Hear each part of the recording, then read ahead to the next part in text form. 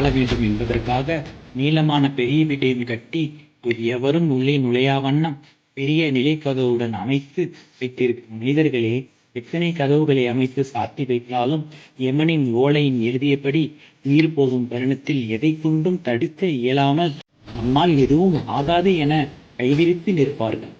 ஆழகால விஷத்தை உண்டு ஈரம் முழுவதையும் காத்து நீலகண்டராகிய ஈசன் பாதமும் அம்மை சக்தியின் பாதமும் நம்மிடம் உள்ளதை உணர்ந்து அத்திருவடிகளை பற்றி அணைப்பு. அத்திருவடி சத்தியமாய் நம்மை கரை சேர்ப்பு. இதுவே உண்மை என்று சிவவாக்கியர் சித்தர் கூறுகிறார்.